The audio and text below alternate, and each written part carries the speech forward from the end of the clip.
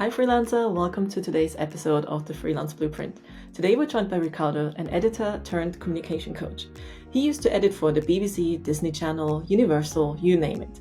But after a while he realized that that's not what he wants to be doing for the rest of his life. He noticed how many people are quite different in front of camera, but we only see the perfectly edited version. And that's the version most of us compare ourselves to. So he has decided to become a communication coach and help people go from shy to fly in front of the camera. In this episode, we talk about how he started freelancing and what it's like to transition from one career path to another. Let's find out more about his freelance journey. Hi, Rick. Thanks for joining the call today. Where are you calling from? I am calling from London. Have you always lived in London or did you move there? I was actually born here in the same hospital as Prince Harry and Prince William, Fancy. St. Mary's. But obviously we didn't have like a red carpet. They've got a separate section, like they have a private wing and stuff. But yeah, I grew up in London. Yeah. Cool. But I also saw a lot from your travels that, like from your content, that you traveled a lot in the past. Was that pre-COVID, post-COVID? Oh, good question. It was mostly pre-COVID and actually during COVID. I was in Thailand during COVID in Chiang Mai. Nice. North Yeah, of that's what we Thailand. also So, talked yeah. about. Yeah. If I didn't know anything about you, but I would meet your best friend, how would they describe you to me? Oh, tall. Or that's how I look, I guess. I get told, like, on my travels, I get told that I'm like Michael Jordan or Barack Obama. People call like, ah. But I think my friends would say like I'm very like kind and caring, have a nice heart. But maybe my partner would say very different things. Like, yeah. What would they say? They wouldn't say you're kind-hearted. Yeah, no, they would. I actually connected with you after I did an Instagram live with Alex, and it was about online branding, social media branding. And that's, I think, the first time I saw your profile. And one thing that stuck with me was your, I don't know if it's called a tagline, but it's that shy to fly. And I quite like it because yeah. it's very short and very quickly summarizes what you do. Can you tell the listeners a little bit what you mean by that and what you do? Yeah, so I'm a communication coach. So I help people or professionals, content creators, just who are shy, become fly on camera, right? So, I mean, yeah, I specialize on camera, but it can be any situation. It could be public speaking. Sometimes it's to do with Zoom calls, like how you show up on a Zoom call. And because often we like overthink things and we just get so in our own head that we pull away and we don't do it. Or, we say, oh, tomorrow, mañana. How did you start with that? How did I start? So you could say it's to do with the whole going to Thailand where you find yourself. I actually have been a TV editor for about 12 years now. And it's definitely a very good career. Like I was freelance. I wasn't in-house. And so that job, doing that for such a long time, and then one day I was sat in an edit and there was this editor who's like maybe 20 years older than me, and I can't remember what he said, but I had this sinking feeling which was like, oh my god, I know what the next 20 years of my life is going to be like. And it's like, it would be good, like editing TV shows for like Netflix, BBC. This is stuff that people, whenever I say it to them, like, oh, I'm an editor, people are usually like, wow, that's so cool, and they want to know more. But now I'm transitioning away. I've been doing it's been a slow process, but it's happening bit by bit. And now I'm coaching more. And I say I'm a coach, it does not get the same response. So it's a bit of a strange feeling, it's like, oh god, another coach. Oh my god, are you for real? I think, and then I feel myself honestly want to be like, I'm an editor as well, guys. I have got a real career. But it is still real. It's all real. It's just getting more comfortable. And that's what I'm working towards, and getting more comfortable as being a coach. And the other aspects of the coaching, that's like speaking and workshops. I feel like that's the same for people when it comes to just showing up on camera. It's like we feel uncomfortable because it's something new, it's something different. And so it's our job to, or my job, to help that person, take them on that journey of like, okay, what is it that you want to do on camera? How can that serve you in your business? And yeah, going on, just helping take them through gradually. Yeah. How do you feel about the term coach? Because similar to you, I'm also transitioning. I'm a UX designer. That's my main income. But as much as I enjoy it, and as much as every now and then you get an exciting project with a challenge that you've not had to tackle before, I don't know if I want to do this for the rest, like similar to what you said, this, do I want to do this for the rest of my life? And I love the freelancing part. I still want to have control of my time and everything. But at the same time, just doing one thing feels a little bit not boring, but I feel like not challenged. And I'm also transitioning into the whole coaching stuff, but I also don't like the word coaching, even though I help people get their first freelance gigs. I help them create portfolios where people come to them instead of them constantly having to cold outreach, how to use them, like all this kind of stuff. So I help them achieve their goals, but at the same time, calling myself a coach feels so icky. And I guess it's similar because you mentioned you don't get the same reaction from people when you say you're an editor or a UX designer as when you say you're a coach. So do you think it's just that uncomfort? Because did you feel the same when you started as an editor? Did you feel icky calling yourself an editor? Um, yeah, I didn't, but I think that's because I always knew it was very different going into editing because I was just so like, it was just, that was it. That was just what I did. Like, I don't know. And I was quite young. How did you get into editing? Yeah, it's a funny one. Like, I guess, when you see TV on, when you watch TV back in the day when people actually watched TV, and I found myself seeing like a shadow, like of a helicopter on a TV show, and then just no sound of the helicopter. And I was like, what? How can I see this shadow of the helicopter but no sound? And it was something so small, but I got really interested in all of that stuff. So I did psychology at university, Hmm. but I also knew I wanted to do something film and TV related. So I went and I uh, directed a short film. I ended up going, so the university I went to is called Essex University. So I actually made a student TV channel there called SX TV. The slogan was Mhm. "I'm an SX addict," and we actually got nominated for like best marketing awards. Um, yeah, like we made like little condoms, which we put onto the club, the nightclub. Yeah, I'm not sure that would fly in professional marketing, but it was enough to get us an award as a student. Um, and then the next, when you finish your degree, you then, it's like starting over again.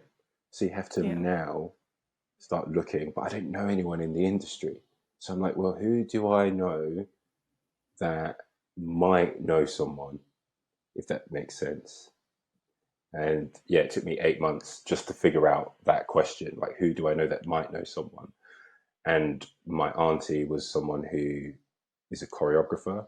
And so she did know a director. I had coffee with that director, and I asked that director if I could sit in on her edit. I sit in on the edit for an hour. It's another woman, so two females, female editor, and she was like just super fast. And that editor's husband, he was running an apprenticeship scheme. So I basically signed up and became a mentor. He was my mentor.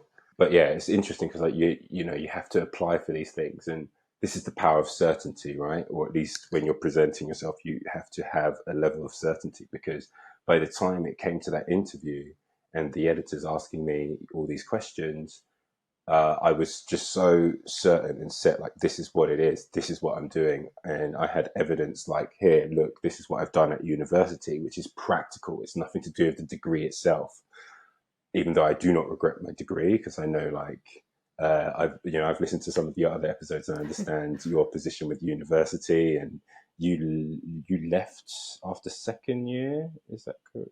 Did I you leave um university? I left film school. Film school.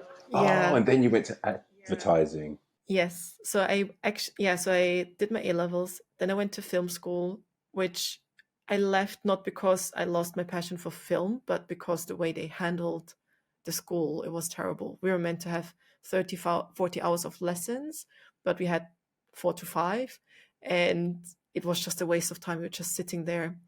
The only thing I'm going to tell you about that later was the acting part, because I also want to hear your opinion on that. And after that film school, I did 2, 3 years working behind a cashier. And that's when I then, while I did that, I went to university, which I also didn't finish, but university in Austria is free. Someone told me you can do it next to a full time gig, which is not right. What? Yeah. So that's why I didn't finish, because it was just I didn't have the time.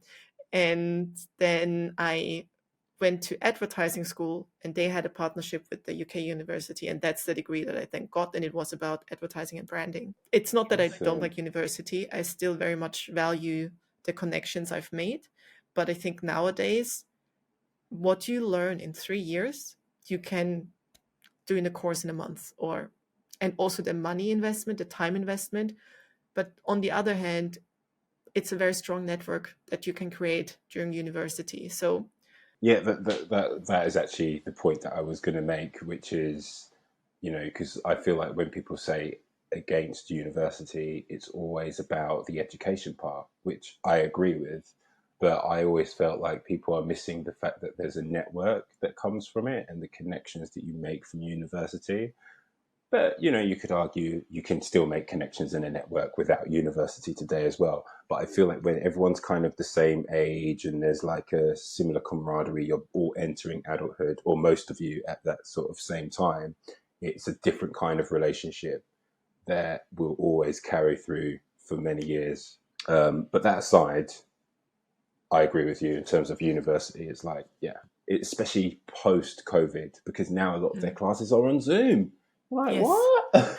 I feel so sorry for the people that went to university during that time, because one of the most exciting experiences got taken away from you, and it's not your fault, and you will probably not be able to recreate it as such. Yeah, I don't think you So can. yeah, so you did have this apprenticeship internship.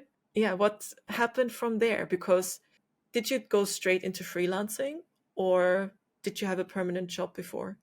I was freelancing. That job was 6 months. Then after that job, I went into, like, I had no work because it's like being freelance, right? And I managed to get a job with this production company that also made quite a lot of big shows. And that was for like 6 months. But in that time, I very quickly knew I was not going to be an employee. I had to edit a little show, like a development tape, we call them. And it was actually about a coach, life coach. And I got so into it. I took the footage home, I edited it really well. And then one day, it was like a Friday, and the owner of the company walked in. And because I did all my other little jobs, because I was an assistant editor at the time, which is just dealing with the files and the footage and stuff like that. And they, the owner of the company saw this life coach video I edited, and he was like laughing his head off. He was like, "Wow, this is so good," blah blah blah. And I didn't think anything of it. But the next day, I get called into a room. There's three people: the post production supervisor, who's like the head of my department, and then there's two other heads of of different departments or whatever. They basically tell me off for trying to jump the line of command or whatever. Basically, there was above me, to get to editor, there was me, the assistant, there was the assistant above me, and then there was a post production head, and that guy, then there was an editor above him. So basically, it would be like 5 years to get to editor. And I was Oh God. like, no, I'm sorry, I'm not waiting around for that. So I left and I managed to get an agent and also just looking for jobs myself. So it's been a mixture of the two at the start of my career. What do you mean when you say you got an agent? I realize agents are everywhere. So you could argue Airbnb, Uber, these are all agents in the sense that they are connecting you with a service that you need or a job. So you're getting work. So I was an Airbnb host for a little while. And what happens? I don't have to do the effort of trying to gain clients to come to my Airbnb house, to come to my house. Airbnb will find those people for you. So it's the same process with the editing. When you need an edit job, you just have the agent, but who has a whole network of people that they know, and those companies, production companies, might come to them asking for work, asking, "Do you have any editors?"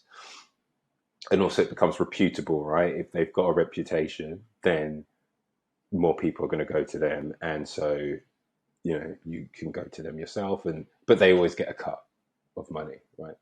Yeah, of course. And so after a while, it's like, ooh, and you're still getting work yourself. So it's like, maybe I shouldn't have an agent. I'm exploring this with speaking as So well. it's like a recruiter basically, because also some of the first gigs I got were because recruiters approached me, who were hiring for UX designers. And then sometimes you get another gig for another company through the same recruiter. And at the same time, you have that other company reach out to you because they want to work with you again. So it's kind of a ripple effect. Once you get that gig, that network. When was the moment for you? Like you said, it was while you were traveling and self-realization that you said you will leave editing behind and go towards communication. Yeah. So when was that moment and why communication? Great question. Oh, you're good at this, Liz.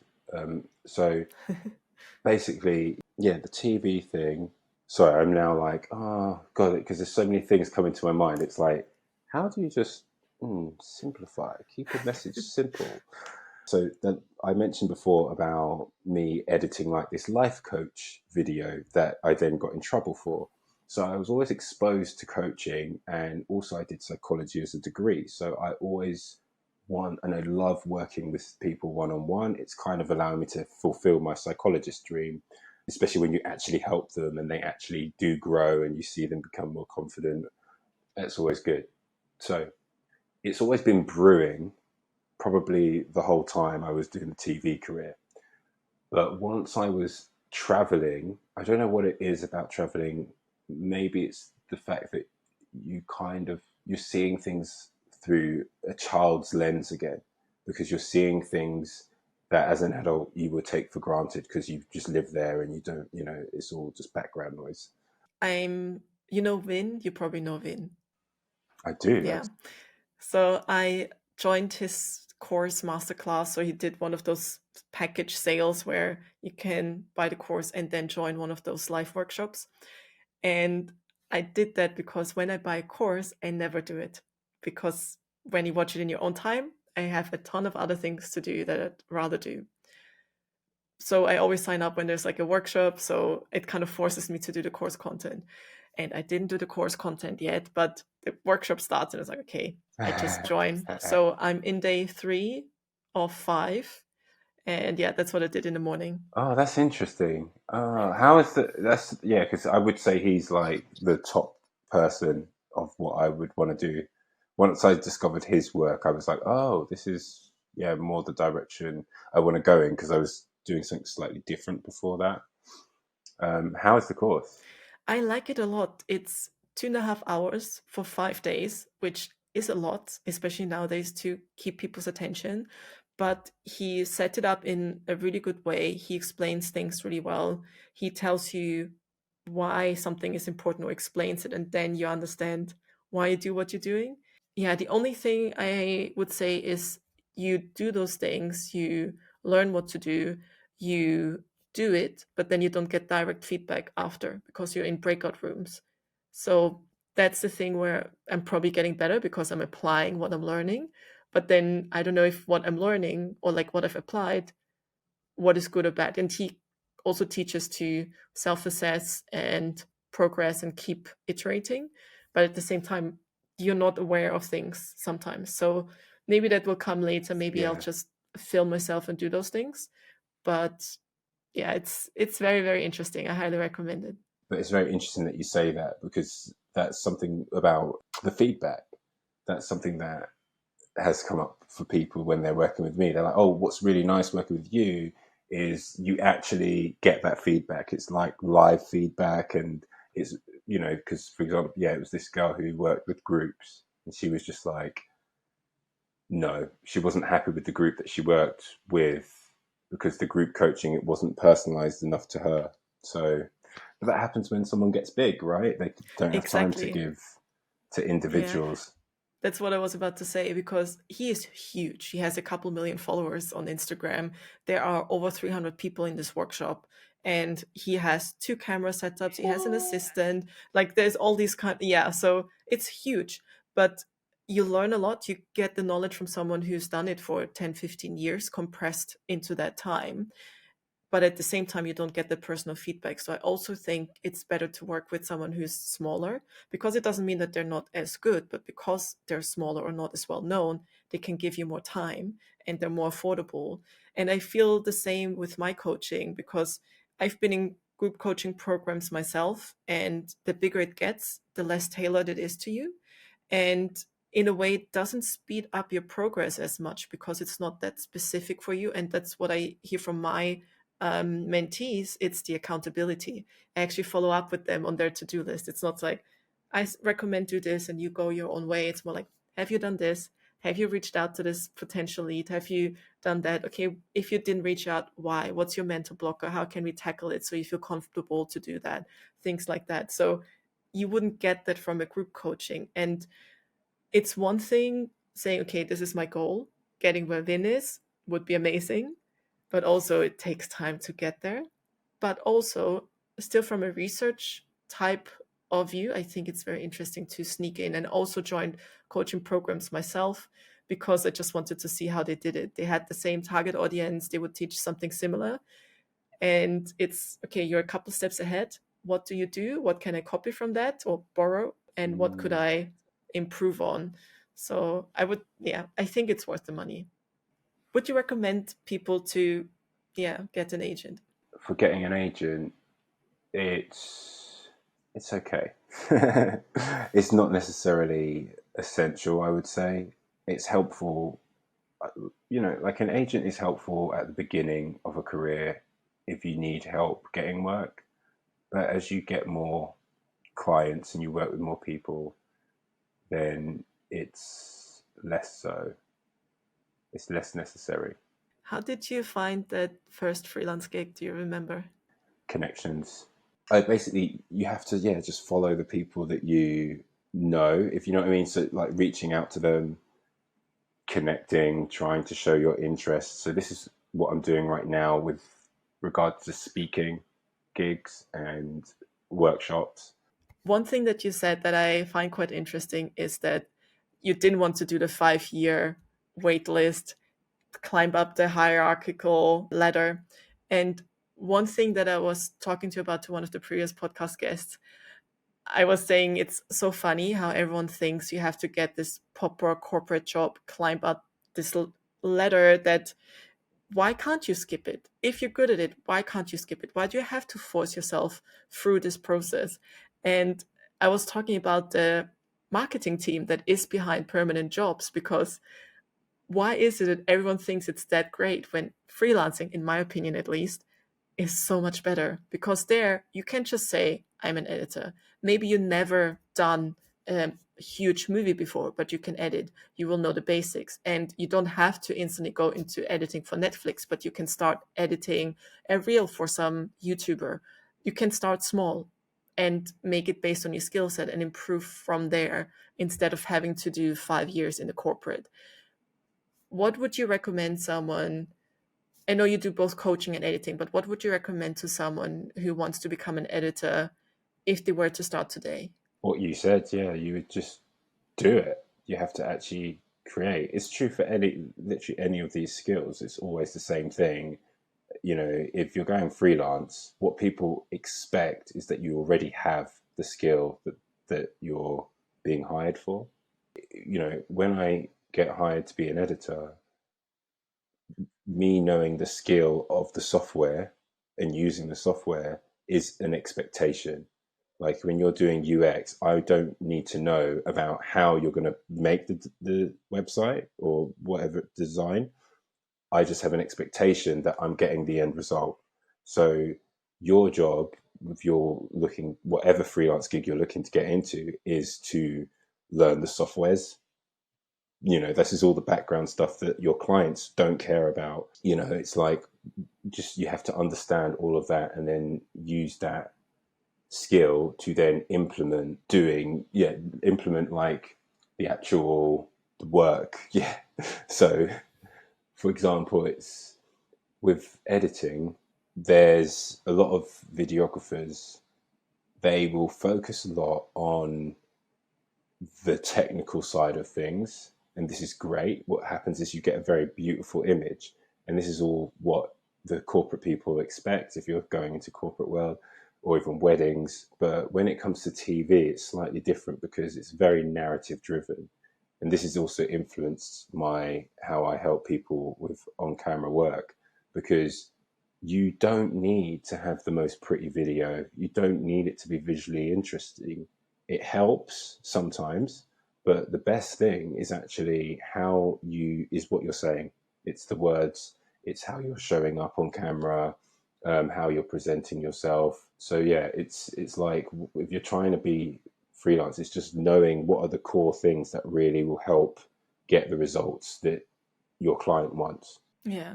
And personally, I never officially learned how to do UX. I learned it on the job, which I think is very, very lucky, because nowadays so many people try to get into this industry and I somehow accidentally fell into it. And I feel a bit embarrassed to say that because it's a career path many people strive for. And I feel like it just got handed to me. And I heard people say, oh, no, it wasn't just luck. You also showed what you could do. You learned and things like that.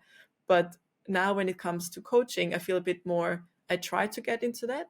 And it's not necessarily that I want to coach people. I enjoy it a lot, but I'm also trying to find the balance of creating this work life that works for me. As I don't have such a nice tagline as you, but I want to help people, but at the same time, I want to help myself, because that's the reason I have my business. And I don't want to be stuck in front of a Zoom call every single day. Every now and then, I like it. I enjoy it a lot. Like, for example, the podcast recordings are some of the favorite things I'm doing.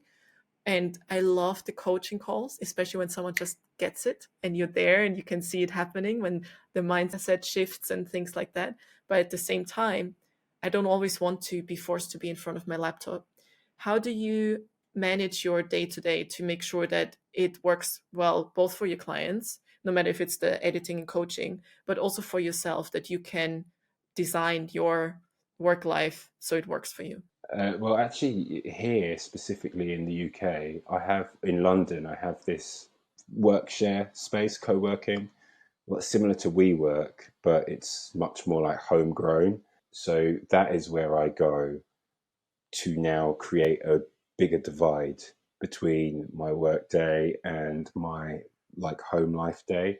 When I'm traveling, it's a different story, because the question is, when you're traveling, do you want to still be working a little bit here or there, or is it you actually need to switch off and put it to the side?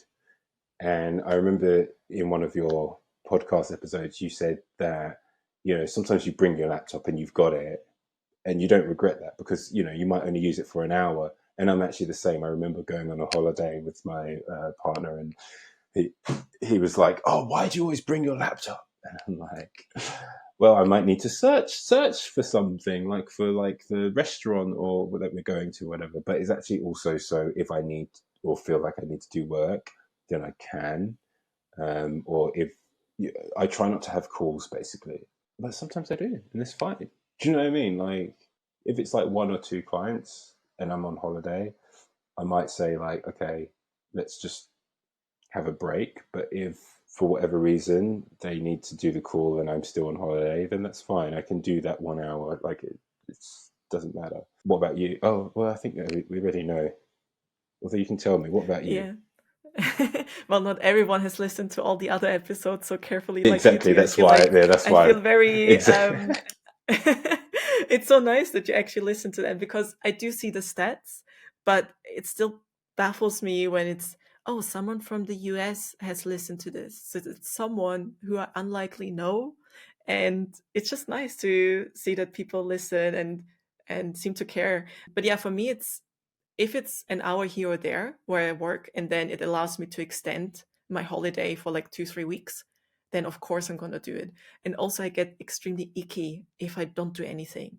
I don't think it's a waste of time to do nothing, but at the same time, I think it can be used to get closer towards my goal. So why not do it? And because I created this every day, day to day, where I can have the choice to, I just do a 3 hour long lunch break, or I just go to surf in my lunch, whatever it is. I don't feel like hopping on a call at 11 p.m. at night because I'm in a weird time zone is a terrible thing, because I get all this other freedom. So it's a scale that I decide for myself. Where do I want to put work? Where do I want to put private pleasure? So yeah, and it's difficult. I don't always get it right. So sometimes I'm on a Friday night, like, oh, why did I schedule this call? But you learn from those things. Yeah, I know what you mean. Absolutely. Yeah, if the call's at a really weird time and then you've already committed to it, you have to do it. I mean, even this call. I mean, it's not too. This is not inappropriate, to be honest. It's like really early in the morning if you're listening for me, and it's in the evening for Liz. But I've had calls where I had to be up at 5:30 in the morning to Oh, start the call. So, and at the time it was winter, so it was nighttime. And actually, they were also in Thailand. So, yeah, it was around the time I was in Thailand and then came back to the UK. So, yeah, it happened. But actually, when I see because I also like with your videos and your profile, and it's really cool because you show that, like, you show how, for example, would be like stress laxing.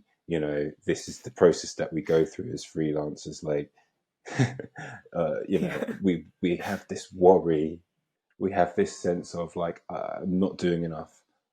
I am doing enough. I'm not doing enough. I am doing it. And there's this yeah. fight, between life and pleasure. I noticed as well because you don't have on yours, you don't do talking head videos. Is there a reason? Mm, I did a few of those, but I don't know. I sometimes wonder, do people actually care about what I have to say? Is it that valuable? And also, it takes more time to do those, and I make a lot of mistakes. The thing is, you probably know this, you're an editor, but for this 30-second video that you see, there's so many takes, and there's so many times where you are, should I use this take or that take, or maybe use this bit of here, and or maybe if I change the script, it makes more, and it's just so much time. So I tried to find a more efficient way to post content, but yeah, maybe I should do a couple more of those. Not sure. For me, it's always interesting because, yeah, people find it easier to put it off. And there's something about, especially you, when I listen to you on your podcast and I get a sense of who you are, and you have interesting things like the fact that, you're half Thai and half Austrian. Yeah. So these sorts of things, it's like you get access into someone's world. It's like you're hearing them speak. Like one little video, even is so simple, but you had the like turtle crawling on your hand, and this is like actuality. So it doesn't necessarily have to be. It's true, it doesn't have to be speaking, but sometimes it can be voiceover. So it's like 12 reasons that you should live in Thailand. Well, that was a cool video, and you got loads of flashy cuts. But it's almost like if I could just hear you tell me one reason that's at your core that means something to you, then that can be just as impactful. And to reduce the editing, we would want to have, yes, practice those takes. You can record for literally like 10 minutes, maybe even half an hour. But within that, once you warm up, you get that like moment, and it can be like a little golden nugget of 30 seconds. where, you know, it just works. So I think you would do good, but obviously everyone is each to their own. Yeah. I'm planning to do more of those because yeah, it's one thing using some reel that's just trending and you add your stuff to it and you add a little twist to it and hope that people read the caption, but it's another thing when you really engage. And I quite like your content as well. Also, the whole, you seem very, you know, dapper, very set up, but then you sometimes just like zoom into the camera or almost take the phone into your mouth. It's I don't think I would be able to do this, like being this expressive. What would you tell someone, and you're the perfect person to ask for that, who wants to become more confident in front of the camera? Well, it is practice makes perfect, but also there is no perfect. It is, you know, it's like, yes, I want to be confident.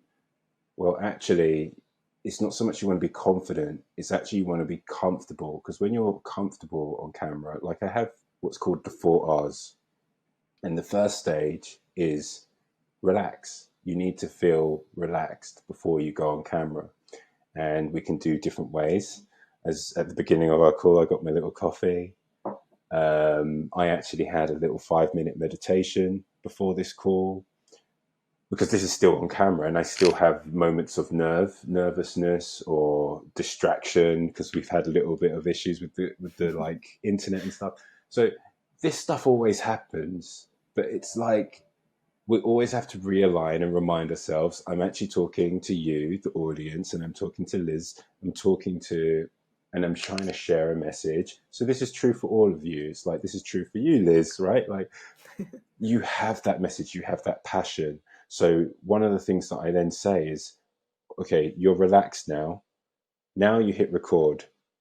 When you hit record, you might immediately be like deer in the headlights again, like, "Ah!" And all the relaxed stuff has gone away. I say it like, you know, when you walk into a room in a social event and there's lots of people and you feel a bit uncomfortable, it's the same as going onto a Zoom call and there's a group of people, maybe there's like 3 or 4, and you don't know anyone except the host. That feels nervous, you know, anxious at first. So you just want to spend that time. If you stay in that room, over time, you're going to get more relaxed and you're going to get more into the flow of the conversation.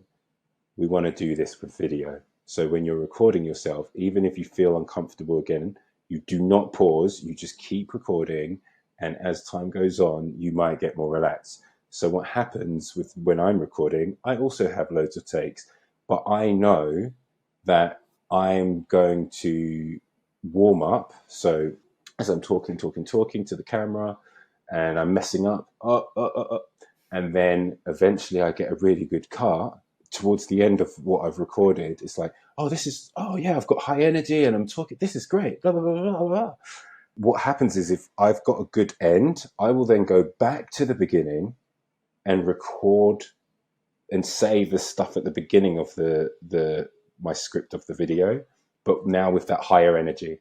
So by the time it gets edited, I'll take just the end chunk and the end chunk, which is the new beginning, put it in front of the second half. It gets a bit complicated, but so it looks like I have high energy from the get-go on some of my videos. But in reality, if I was to have only recorded it live, which is why I love lives, because you have to face the music with that. But you're seeing high energy at the beginning, when in reality, what I've recorded, I probably was incredibly rusty at the beginning. And so my point is, if you want to get confident on camera, you want to do your best to feel more relaxed, because when you're more relaxed, you're more comfortable. When you're more comfortable, you're more yourself. Okay. And it's like, once you record for 10 minutes, do not pause. And then it's, reviewing your work and repeating the process. I got 3 hours. So you said you have four. Yeah, I have 4 R's. So yeah, the review process is the third R. And this is where, if you're doing it alone, then you would review and now work out like what did you, so you watch it back. You can watch it back multiple times. The first time you watch it back is how you look, like your body language, how you're moving. The second time, it can be the sound, how you're speaking, your voice. And what would happen in that review stage when working with me is I will help give you that feedback. So it's like, I will let you know, like, this is what I think you could improve on. And then there's loads of tools to actually improve on these little things, which is really fun. That's the fun part, because that's where the growth is. Once that's done, you then repeat that process. So the 4 5s repeat. So it's like, okay, you're happy. And what I try and do is get people to talk about something that they're passionate about. But yeah, go on. Sorry. Now I'm getting passionate, so I'm like interrupting you. But it's funny because, the thing we were talking before, I don't know if it was when the internet cut out or not, but one of the things that stuck with me from film school, and I still think until today it's one of the best things, was they told us that we have this guy from America here for a week, and if you're interested in becoming a director, it's very good to know what it's like in front of the camera. So you know what to tell people to do what you want them to do in front of the camera. So we did acting for a week, and I was like, oh my God. And it's the first time you hear your voice recorded. Why does everyone else sound normal, but I sound so weird? This is my real voice. Oh my God, oh my God. Everyone goes through that phase. And it's also with your face, because when you look in the mirror, you see yourself mirrored. You don't see the way the camera looks at you, and from angles, like, oh my God, my double chin. What? This is what my hair looks like. So all of these kind of things. Sit with it, stuck with it. Like, that's just how it is. You've looked like this your whole life. Now you just became aware of it, but you still have friends. You still have people who love you. So it doesn't give a shit. You look better than you think you look, and you sound better than you think you sound. So that was the first phase. But the main takeaway was also the acting part. So similar to how you say you try to relax before you come on camera, it's now when I go into a job interview, I'm acting. So I'm still myself, of course, but I'm going in there with this idea I'm going to get this job. So I'm acting the person who will get this gig.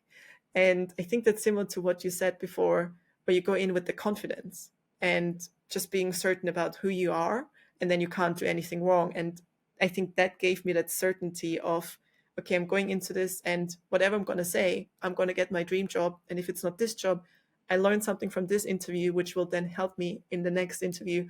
And then at the end of the movie, everyone's happy. The protagonist got the gig, done and sorted. So, and I think also with communication, it's a bit of acting, because especially in front of camera, you don't get everything across as you would in real life. You have to be over exaggerative. You have to be over with your tones and voice, and maybe more elaborate, and gestures to make it transition, if someone's just listening to the sound, that you are passionate about things. What are a few things that people could do, like the common mistakes you see people do in front of a Zoom call, which would make it much easier for them to communicate better? I mean, you actually mentioned one of them. So all of this stuff about acting, I always find it interesting. It's like you want to amplify your persona. It's like your persona, who you are. You still want to stay true to you, but you want to do certain things like raising the level of your voice. So many people, they might talk and they might mumble, and they might. Actually, this is something I did quite a lot. I would mumble, and people would get, like, at work, they'd be like, what? You know, I was an editor. Editors want to be in a dark room. This is great. Do you know what I mean? We don't want to have to talk to anyone. It's like, ugh. So one of the things to do, yeah, is just raising your voice 1 or 2 notches above your current level. So there's a tool called the voice projection tool. And one of my clients, Christian, he often talked really quiet. So we had to go, and you want to show the range, right? So in terms of your persona, we want it still to be always authentically you. If your persona is so far away from who you are that you feel fake, it's not going to work, because you're now not being honest. And people pick up on that. People can sense it. Even if they're not sure exactly what's wrong, they can still sense it. The first level would be 0, is like mute. 2 is like a whisper. 3 is a bit of a louder whisper. And then Four is like your level of voice where you want to say something shady to somebody else, but you don't want other people to hear. And then 5 is now getting more to your normal voice, but it's more of your gentle voice. And then 6 is now it's getting a bit louder. And then 7 is the level that I normally talk at on a Zoom call, because it just allows my voice to echo a little bit more and come out. And so it sounds a bit more confident. It sounds like I know what I'm talking about. I do know what I'm talking about, but if I'm a little uncertain, but my voice is carrying through with this level of 7 rather than a level of 4 where it's like I sound a little uncertain, then that's the difference, just raising it just 1 or 2 notches above your level. And then 8 is like getting a bit unrealistically loud. 9 is pretty much shouting, and 10 is shouting, So you want to see those levels, because then this is what I love about Shy to Fly. It's like, because we play with the whole range. And when you play with that range, you get a better sense of, okay, I feel very uncomfortable at 10. This is uncomfortable. 0 doesn't work. So where's your range? And with Christian, it was like, he didn't feel comfortable talking at a 7 or an 8 because he's quite a gentle soul. And so we had to work on, yes, still projecting that voice, but still being true to who you are and doing other things. So making sure, for example, now in his videos, the eye contact is so good. He's always staring directly at the camera, and he's just got this real like poised sense of like focus, and like he's going to say something really deep, and that really works. So I give you long answers. I apologize, but it's like, to get to the point, it's this whole, if you want to feel more confident on camera when you're speaking, you want to just change little things. And Liz is completely right. It can be a persona. It doesn't always have to be, but that there is an element of presenting that is like a slightly different version of you. So ask yourself, who is that version of you? What does that version of you look like, and how does that version of you act? And can you step into that? Well, one thing that I'm learning from this current workshop, it's that this authenticity is who we think we are, and that if we get outside of this common range, so for was it Christian, I think, yeah, so for him, for example, if 4 is comfortable, he can still do an 8, 7, 8, like not 10. He can scream, but he just doesn't do it a lot. So that's why it's uncomfortable. But if you spend more time there, it becomes more comfortable. Same way that the first time I did a talking video, I was like, oh my God. And I was so scared to post it. And now I don't even do several recordings. I'm like, especially if I just do an Instagram story where it's live for 24 hours and then it's gone. I just talk straight into the camera. If I have something between my teeth, I don't care anymore. I'm not over analyzing before I hit post, because I've done it so many times. The world is still turning. I'm still alive. My parents, thank God, still love me. So what can really happen, I mean, that also comes from a very privileged point of view, because I'm from a country where you can say whatever you want and politicians are not going to go after you. But that's a separate topic. Yeah, that is. Out of curiosity, I'm going to do a little Steve Bartlett here. So anyone who doesn't know, he has one of the, where you say where you want to get to with Vin, I want to get to with my podcast, like Stephen Bartlett, but it's going to take time.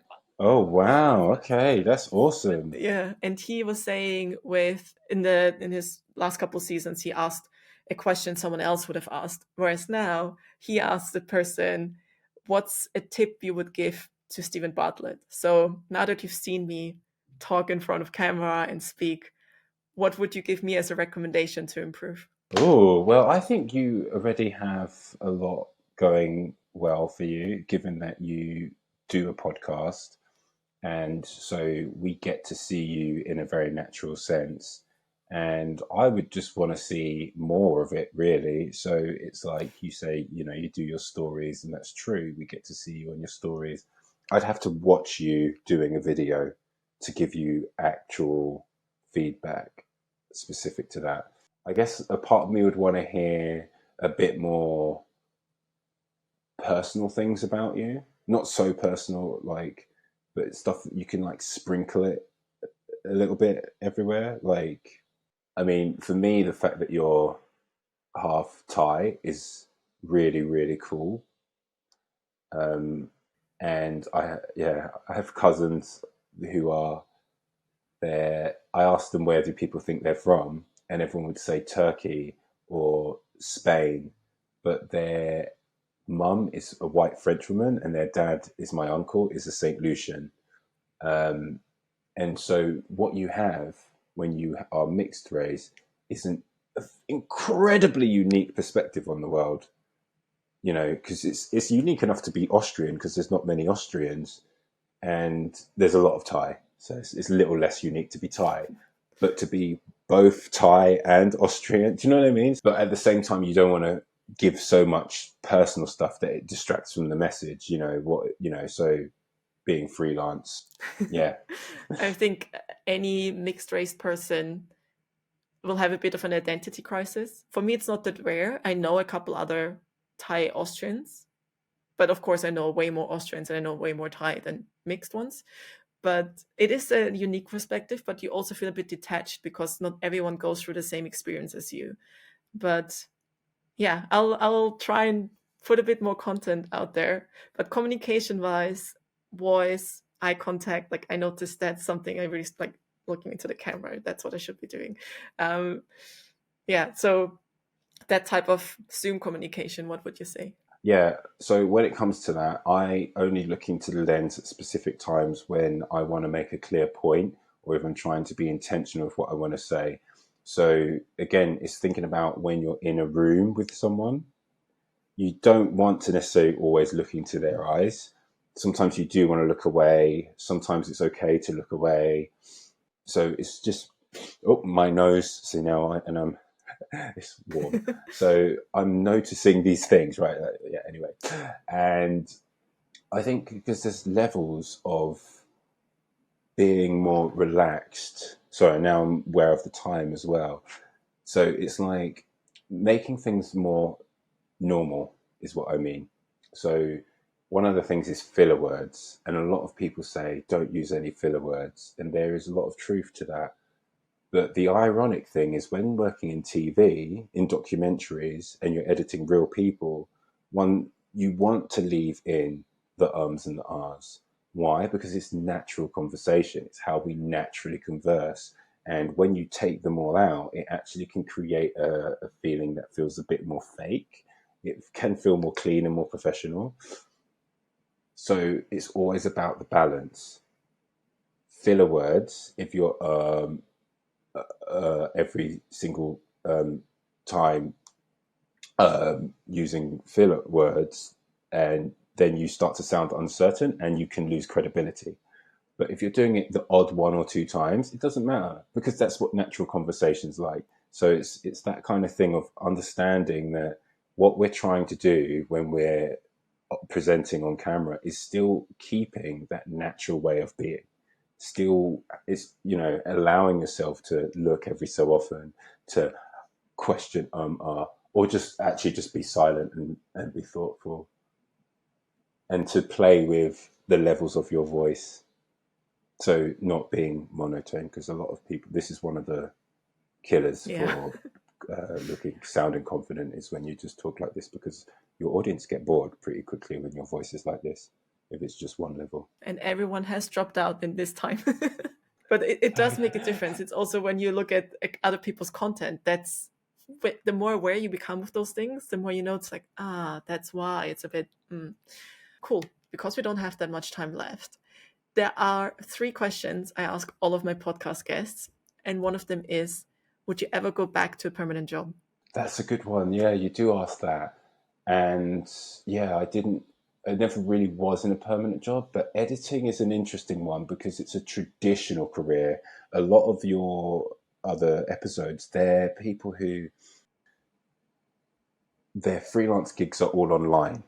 So when I do a freelance editing job, it becomes like being an employee because you have to go to this office or post production house. And it's really nice. They give you tea and coffee. So would I go back to that? Probably, in terms of freelance. It's still freelance though. Would I go back to a permanent job?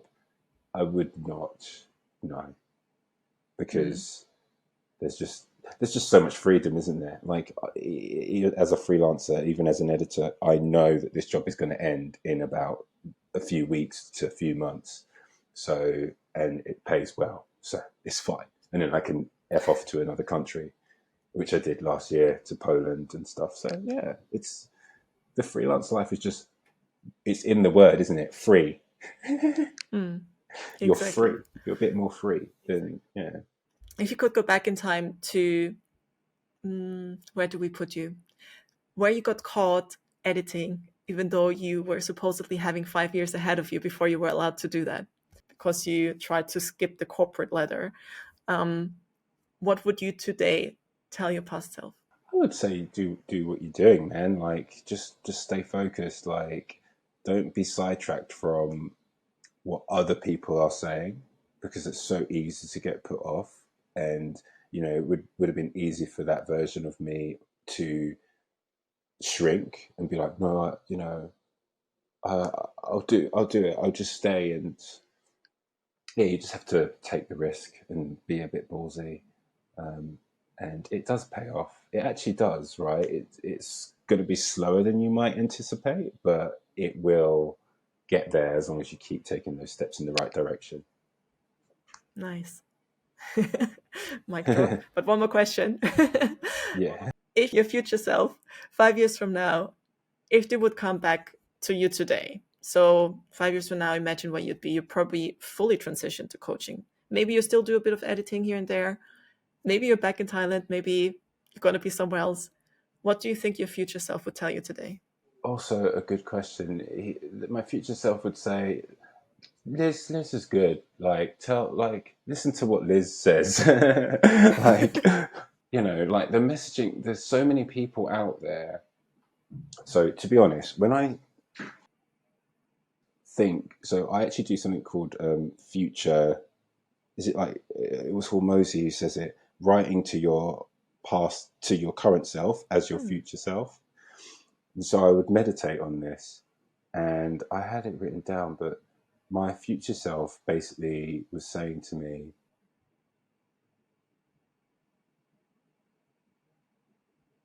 yeah, be you. Like, that it's hard, especially the transition. Like, you have so much potential. Thank you for helping me. Thank you for getting me to where you are today. Thank you for going through the hardships that you're going through now in order to get me to where I am today. Things are so much easier now. Life is so much better. People are coming to you.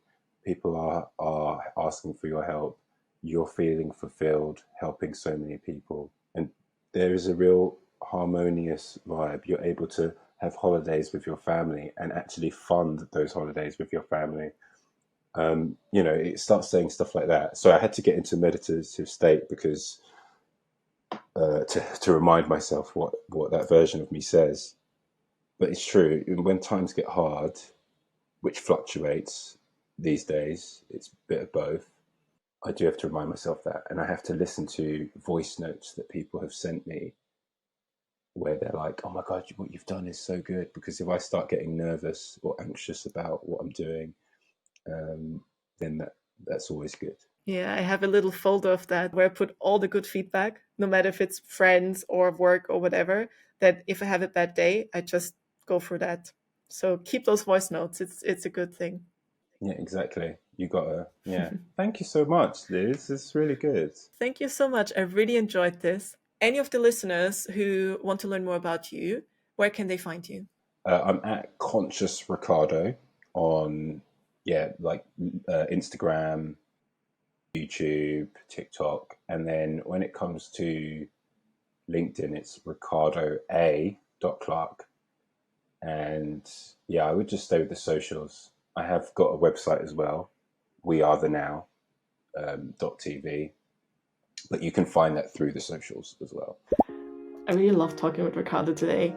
Not sure if you could tell in the edit that we had a lot of technical issues, which is why the conversation might not have been as fluid as other ones.